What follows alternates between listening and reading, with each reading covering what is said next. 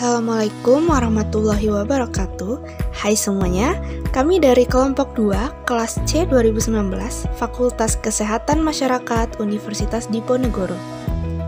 Di video ini, kami akan menjelaskan tentang hubungan faktor ekonomi dengan kejadian stunting di daerah pesisir.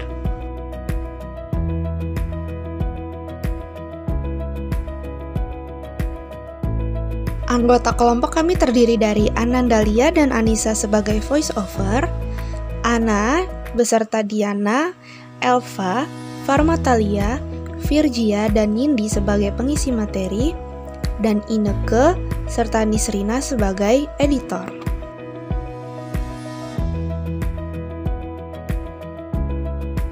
Pada gambar berikut, dapat kita lihat anak laki-laki yang mengalami stunting. Tapi stunting itu sebenarnya apa sih? Mari kita bahas bersama.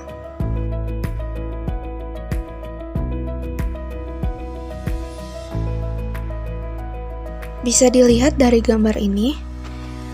Di sini kita bisa lihat ada 7 anak yang berusia 8 tahun.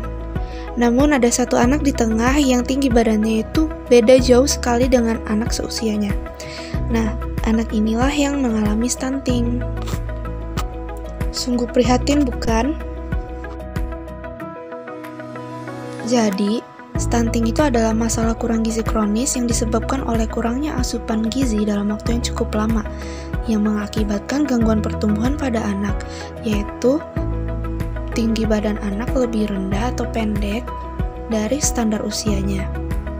Status Indonesia sendiri masih berada di urutan keempat dunia dan urutan kedua di Asia Tenggara terkait kasus balita stunting. Di Indonesia sendiri pada tahun 2019, kasus balita stunting itu mencapai angka 27,67%. Dari 18 provinsi yang memiliki prevalensi tinggi balita stunting di atas rata-rata, Jawa Timur sendiri menempati di posisi pertama, yang dimana kota Surabaya itu termasuk dalam 260 kabupaten atau kota yang telah ditetapkan sebagai lokasi prioritas untuk pencegahan stunting di Jawa Timur.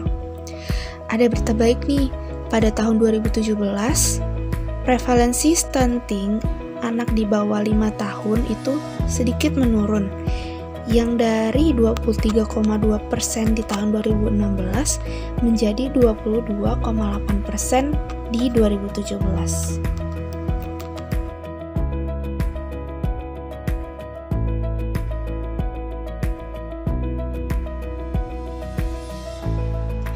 Apa sih permasalahannya?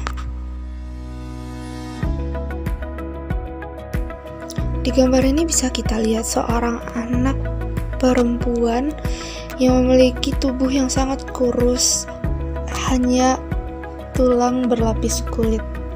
Sungguh memprihatinkan. Di daerah pesisir itu banyak sekali sumber daya laut. Ada ikan yang berlimpah dan makanan-makanan laut. Namun karena kemiskinan ini yang menjadi penghalang bagi para ibu di pesisir untuk menyediakan makanan bergizi untuk anak-anak mereka. Sebagian besar pekerjaan mereka itu adalah nelayan yang diupah di bawah minimum.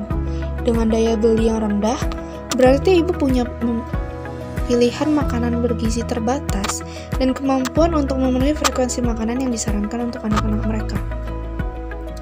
Dengan pendapat yang rendah, disertai jumlah anggota keluarga yang banyak, hal ini dapat menimbulkan persaingan konsumsi antar keluarga.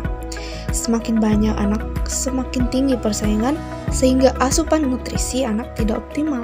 Hal ini menyebabkan pemenuhan variasi menu makanan yang sangat minim dan tidak tercapainya ketercukupan gizi anak akibat pilihan makanan yang terbatas.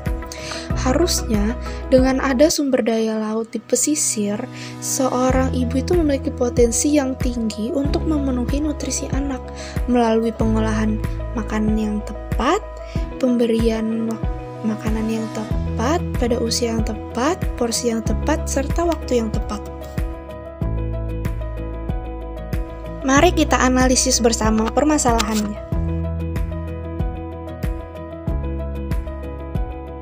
Faktor apa sih yang dapat menyebabkan hal ini terjadi?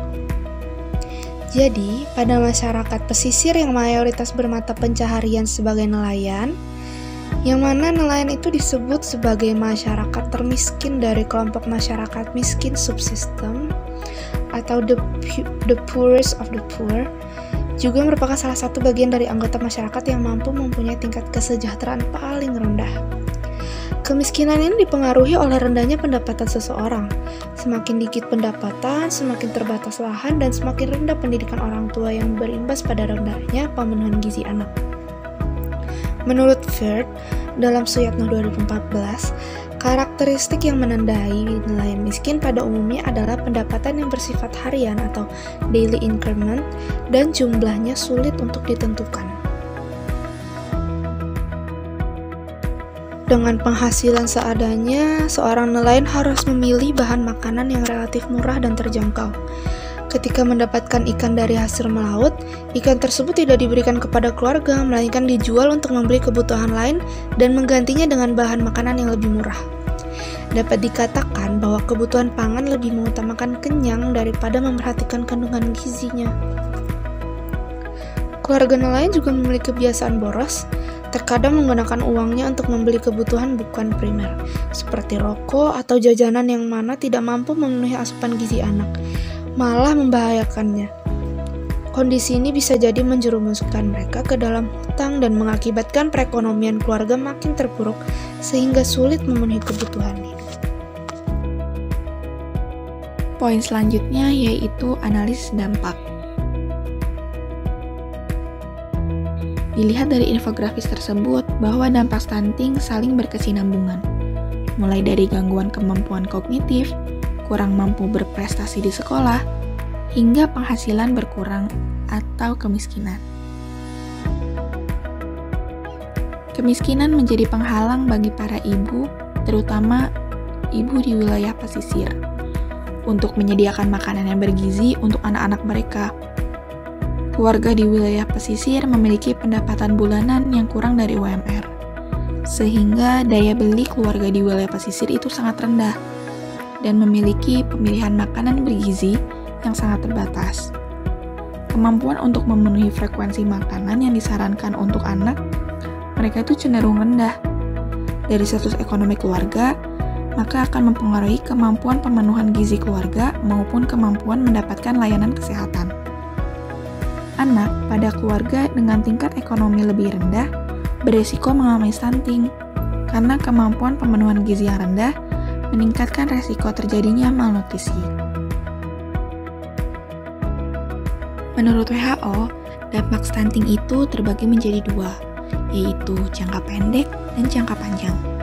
Jangka pendek itu tersendiri ada mortalitas, morbiditas, bidang perkembangan, seperti penurunan kognitif, motorik, dan bahasa pada balita, serta bidang ekonomi, yaitu peningkatan pengeluaran biaya kesehatan. Sedangkan untuk jangka panjang, yaitu ada perawakan pendek, peningkatan resiko obesitas, penurunan kesehatan reproduksi, penurunan prestasi dan kapasitas belajar, hingga penurunan kemampuan dan kapasitas kerja. Pembahasan selanjutnya yaitu mengenai pemecahan masalah. Gambar yang ditampilkan merupakan contoh upaya pencegahan terjadinya stunting. Dalam gambar, upaya yang dilakukan yaitu program pemberian makanan tambahan pada balita. Upaya pencegahan dan penanggulangan stunting ini terbagi menjadi dua, yaitu ada intervensi spesifik dan intervensi sensitif. Intervensi spesifik yaitu seperti intervensi langsung kepada sasaran melalui pemberian makanan tambahan pada masyarakat pesisir di kota Surabaya. Yang kedua, meningkatkan cakupan deteksi dini gizi buruk melalui penimbangan bulanan balita di Posyandu. Ketiga, peningkatan cakupan dan kualitas tata laksana kasus gizi buruk di puskesmas atau rumah sakit dan rumah tangga. Keempat, peningkatan usaha perbaikan gizi keluarga bersama BKKBN untuk meningkatkan cakupan KB pada keluarga di pesisir kota Surabaya. Dan yang terakhir, melakukan pemberdayaan pada ibu di wilayah pesisir untuk perbaikan cara pengolahan dan pola konsumsi dari bahan pangan yang dapat ditemukan di wilayah pesisir kota Surabaya.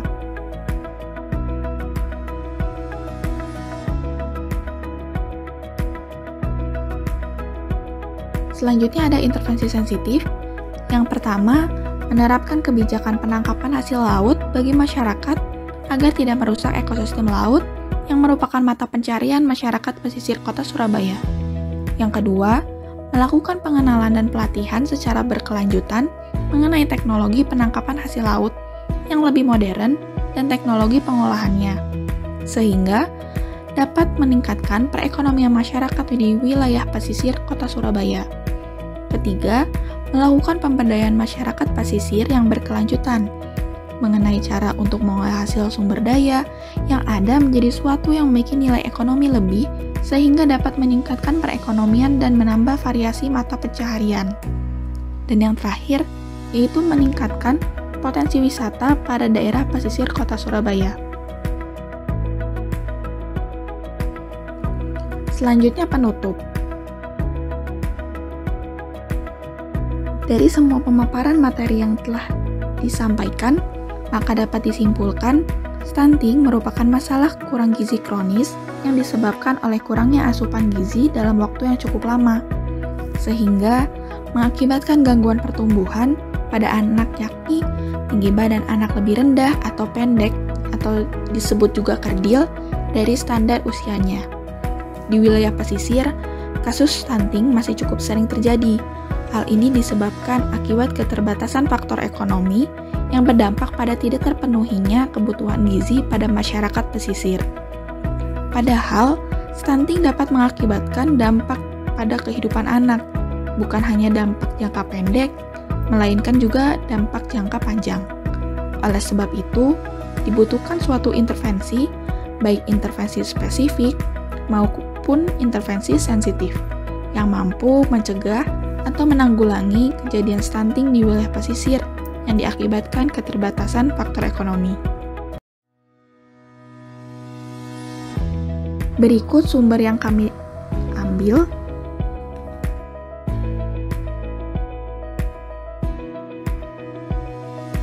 Terima kasih telah menonton pemaparan materi dari kami. Semoga bermanfaat. Sampai jumpa.